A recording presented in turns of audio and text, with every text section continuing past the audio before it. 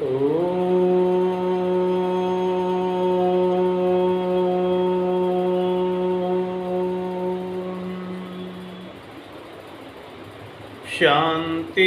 शांति शांति। सभी सज्जनों को सादर नमस्ते। आज हम ईश्वर उपासना के संबंध में विचार करेंगे। ध्यान देने योग्य बात यह है कि ईश्वर उपासना का विषय अत्यंत गंभीर विषय है और गंभीर विषय को गंभीरता से ही ग्रहण करना चाहिए, गंभीरता से ही श्रवण करना चाहिए, सुनना चाहिए। तो इसलिए मैं आपसे निवेदन करना चाहूँगा कि आपके पास जो भी मोबाइल हैं उनको मौन स्थिति में रख लीजिए ताकि बीच में व्यवधान उत्पन्न ना हो, क्योंकि यदि आप ध्यान से नहीं सुन पाएंगे तो आपके समझ में नहीं आएगा। इसीलिए ध्यान से सुनने की आवश्यकता है।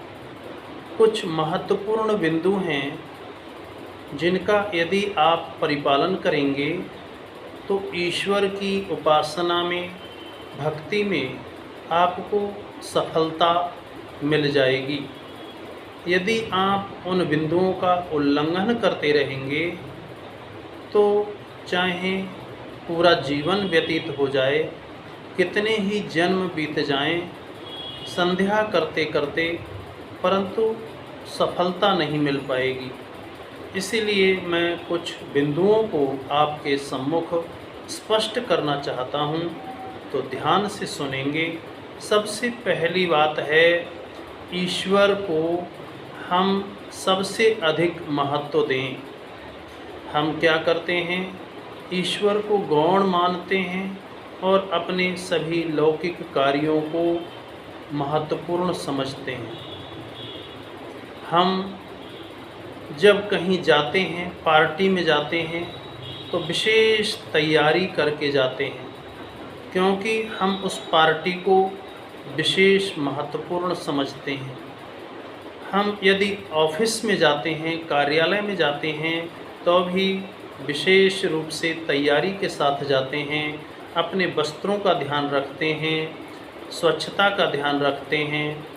यदि हम कहीं कोर्ट में जाते हैं तो भी हम पूरी तैयारी के साथ जाते हैं और अपने वस्त्रों के ध्यान के साथ साथ हमारी जो भी फाइलें हैं उन फाइलों को भी ध्यान से व्यवस्थित करके रख लेते हैं, कोई वस्तु छूट ना जाए, इस तरह से तैयारी करके जाते हैं। हम यदि कहीं पर अन्य कार्य करने के लिए जाते हैं तो भी पूरी तैयारी करते हैं, परंतु क्या आप विचार करके स्वयं देख सकते हैं, क्या जब हम संध्या करने बैठते हैं, ईश्वर की उपासना के लिए बैठते हैं, तो क्या हम उतनी ही तैयारी करते हैं? यदि नहीं करते हैं तो फिर करना प्रारंभ कर दें। अगर हम तैयारी के साथ उपासना करेंगे तो निश्चित रूप से हमें अवश्य ही सफलता मिलेगी। मैं आपको स्पष्ट कर देना चाहता हूँ, 1 घंटा पहले से, संध्या करने से, उपासना करने से 1 घंटा पहले से हमें स्वाध्याय करना चाहिए। किन पुस्तकों का? आध्यात्मिक पुस्तकों का स्वाध्याय करना चाहिए, उपासना विषयक पुस्तकों का स्वाध्याय करना चाहिए, चिंतन करना चाहिए। पवित्रता का विशेष ध्यान रखना चाहिए। समय गर्मी का समय है तो स्नान करके, यदि ठंड का समय है तो हाथ पाँवों को जल से स्वच्छ करके और पवित्र विचारों द्वारा मन को स्वच्छ करके संध्या के लिए पवित्र आसन बिछा करके बैठना चाहिए। एक वस्तु का और ध्यान रखें, जो हमारे वस्त्र हैं, संध्या करते समय, यज्ञ करते समय हम एक निर्धारित वेश निश्चित कर लें, उन्हीं वस्त्रों को, स्वच्छ वस्त्रों को पहन करके ही उपासना करने के लिए बैठें। ऐसा नहीं हम कोई भी वस्त्र पहने हुए हैं, दिन भर जिन वस्त्रों को पहन करके हमने कार्य किया है, शौचादि करने के लिए भी उन्हीं वस्त्रों को पहन करके गए हैं, मलमूत्र का त्याग करने के लिए गए हैं और उन्हीं वस्त्रों को पहन करके यदि आप उपासना करने के लिए बैठेंगे तो भी अंतर पड़ता है, मन पर कोई विशेष प्रभाव नहीं होगा। तो इसलिए वस्त्रों का ध्यान रखें, स्वच्छता का ध्यान रखें। दूसरी महत्वपूर्ण बात है कि हम ईश्वर को सबसे अधिक प्रिय समझें, ईश्वर को सबसे अधिक प्रिय जानें और मानें। लेकिन वास्तव में देखा जाए तो हम ऐसा नहीं करते हैं। ईश्वर को हम गौण समझ लेते हैं और दूसरे वस्तुओं को, पदार्थों को, व्यक्तियों को हम अधिक प्रिय समझ लेते हैं। एक वेद मंत्र आता है, यजुर्वेद का मंत्र है, अध्याय 23 का 19वां मंत्र है। मैं पूरा मंत्र तो नहीं, उसके कुछ पद ले रहा हूँ। मंत्र के पद हैं बीच के, प्रियाणाम त्वा प्रियपतिं हवामहे। परमपिता परमात्मा कैसा है तो इस मंत्र में बताया गया है कि हे प्रभु आप कैसे हैं, प्रिय, अत्यंत प्रिय हैं। यानी जिन जिन वस्तुओं से हम प्रेम करते हैं, जो जो वस्तुएं अथवा व्यक्ति हमारे लिए प्रिय हैं, उन प्रियों के भी आप प्रिय हैं। आप प्रियों के भी पति हैं, स्वामी हैं, पालक हैं, रक्षक हैं। इसीलिए हे प्रभु आप प्रियों के भी प्रिय पति हैं, अर्थात आप ही सबसे अधिक प्रिय हैं। ये बात हमें अच्छे तरह से समझ लेनी चाहिए। मैं आपको बताना चाहता हूँ कि हम कैसे समझें कि ईश्वर सबसे अधिक प्रिय है। तो ध्यान देने योग्य बात यह है कि जिस जिस वस्तु से हम अधिक प्रेम करते हैं, सबसे अधिक प्रेम करते हैं, जिस व्यक्ति से हम सबसे अधिक प्यार करते हैं, तो हम क्या करते हैं, उसे चाहने लगते हैं, चाहते हैं। और क्या चाहते हैं, अगर हमारे पास ना हो वह वस्तु या वह व्यक्ति तो हमारी इच्छा रहती है कि वो हमें प्राप्त हो जाए, और उसे प्राप्त करने के लिए हम पूर्ण पुरुषार्थ करते हैं। हमारी दिनचर्या में जितनी भी क्रियाएं होती हैं, अधिक, सबसे अधिक प्रिय वस्तु के प्राप्त करने के लिए ही होती हैं। इसी तरह से जैसे हमारे लिए धन अगर अधिक प्रिय है तो हम क्या करते हैं, दिन भर धन की प्राप्ति के लिए लगे रहते हैं। जिन व्यक्तियों को विद्या अधिक प्रिय है, ज्ञान अधिक प्रिय है, वह विद्या की प्राप्ति के लिए पूरे दिन पुरुषार्थ करता रहता है, मेहनत करता है, श्रम करता है। और जिस जिस व्यक्ति को जो व्यक्ति प्रिय होता है, उस व्यक्ति की प्राप्ति के लिए वह प्रयत्न करता रहता है। हमें क्या चाहिए, हमें जब ईश्वर को हम सबसे अधिक प्रिय समझेंगे, ईश्वर जब सबसे अधिक प्रिय हमारे लिए है, तो हम उसकी प्राप्ति के लिए, उसके ज्ञान के लिए, उस आनंद स्वरूप परमात्मा की प्राप्ति के लिए ही हम सारी क्रियाएं करेंगे। हमारे सारे कार्य, जितने भी कार्य हैं, वो उस ईश्वर को ध्यान में रख करके ही होने चाहिए। अगली बात मैं बताना चाह रहा हूँ आपको, अगला बिंदु है कि हम उस ईश्वर को अपने साथ समझें, अपने साथ मानें, अपने साथ जानें। वह परमपिता परमात्मा सर्वव्यापक होने से हमेशा हमारे साथ है। कोई भी क्षण ऐसा नहीं है कि जो हमसे वह दूर होता हो। हमारे जितने भी प्रिय प्रिय पदार्थ हैं, जितने भी नज़दीकी पदार्थ हैं, वो भी हर समय हमारे साथ नहीं रहते। कभी ना कभी उनसे हमारा साथ छूट जाता है, लेकिन परमपिता परमात्मा हमारा ऐसा मित्र है कि कभी भी साथ नहीं छोड़ता। 24 घंटे हर पल हर क्षण वह प्रभु हमारे साथ है। ध्यान रखें, जब भी उपासना करने बैठें, उपासना में विचार करें, चिंतन करें, परमात्मा हमें देख रहा है, जान रहा है और सुन रहा है। हम जो भी क्रियाएं करते हैं, प्रातः उठने से लेकर रात्रि सोने तक अथवा रात्रि में जो भी हमारी क्रियाएं होती हैं, उन सब क्रियाओं को वह परमपिता परमात्मा देख रहा है। जब देख ही रहा है तो फिर हम क्या करें? अपनी सारी क्रियाओं को उसके सम्मुख प्रस्तुत करते हुए, सम्मुख रखते हुए ही सारी क्रियाओं को करें। जब भी क्रियाओं को करें, कोई भी कार्य करने प्रारंभ करें, तो फिर क्या करें? हम स्मरण करें, हे प्रभु, आप हमारी क्रियाओं को देख रहे हैं, मुझसे कोई भी ऐसा कार्य ना हो, ऐसा कार्य नहीं करूँगा कि कोई जिसमें त्रुटि हो, दोष हो, किसी को हानि हो, ऐसा कोई भी कार्य मैं नहीं करूँगा।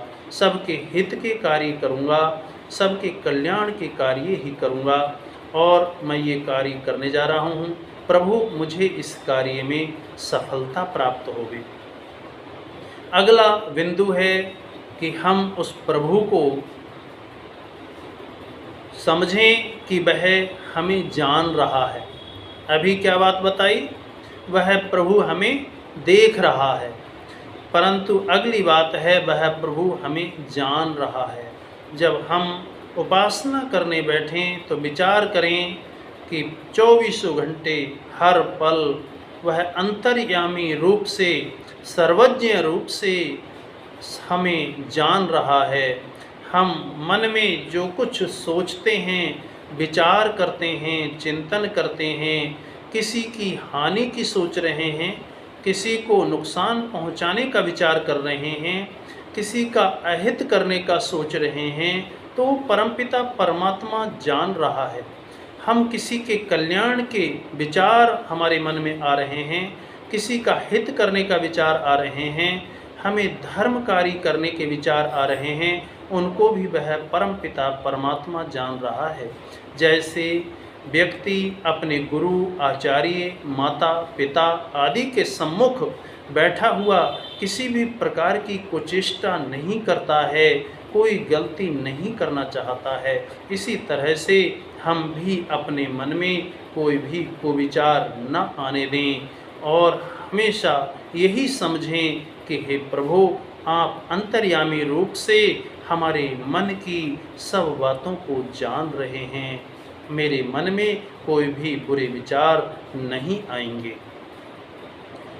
तीसरी बात है कि वह परम पिता परमात्मा सब सुन रहा है। हम जो भी बोलते हैं, जो भी कहते हैं, किसी को गाली देते हैं, अपशब्द बोलते हैं, किसी को गलत शिक्षा देते हैं, कटु बोलते हैं, मिथ्या भाषण करते हैं, आदि आदि छल करते हैं वाणी के द्वारा, तो उन सब बातों को वह परमपिता परमात्मा सुन रहा है। इसीलिए हम अपनी वाणी से क्या करें? अच्छी बातों को बोलें, वेद मंत्रों का वाचन करें, सबके लिए अच्छी शिक्षा दें और उस प्रभु के नाम का ही जाप करें। जब वह सुन ही रहा है तो क्यों ना हम उस प्रभु का ही गुणगान करें और उसके गुणगान करने से उन गुणों का हमारे अंदर भी समावेश हो जाता है। हम वाणी से बोल रहे हैं, हे प्रभु आप दयालु हैं। जब आप इसका जाप करेंगे तो दयालुता आपके अंदर आ जाएगी। हे प्रभु आप सर्वशक्तिमान हैं, तो इसका जाप करेंगे तो आपके अंदर भी शक्ति आएगी, ओज आएगा, तेजस्विता आएगी। जिस प्रकार से मैंने अभी बताया कि माता पिता, गुरु, आचार्य आदि के सम्मुख कोई भी व्यक्ति कुचेष्टा नहीं करता है और उनके सम्मुख शालीनता से रहता है, पवित्रता से रहता है। एक और विशेष बात है, आप कहीं बैंक में जाते हैं, बहुत सारे कैमरे लगे हुए हैं चारों तरफ से, और वो कैमरे देख रहे हैं, आप पर नज़र बनाए हुए हैं। तो आप क्या करते हैं? आपको पता है, लिखा हुआ पढ़ा आपने कि आप कैमरे की नज़र में हैं, तो आप अपने आप को सतर्क कर लेते हैं, सावधान कर लेते हैं। ये कैमरे देख रहे हैं, परंतु कोई गलती वहाँ नहीं करना चाहते। इसी तरह से वो कैमरे तो बहुत कम मात्रा में लगे हुए हैं, परंतु वह परमपिता परमात्मा आपको सहस्राक्षः, हजारों आँखों से, लाखों आँखों से, असंख्यों नेत्रों से देख रहा है, सब ओर से देख रहा है, सब ओर से जान रहा है, सब ओर से आपकी बातों को सुन रहा है।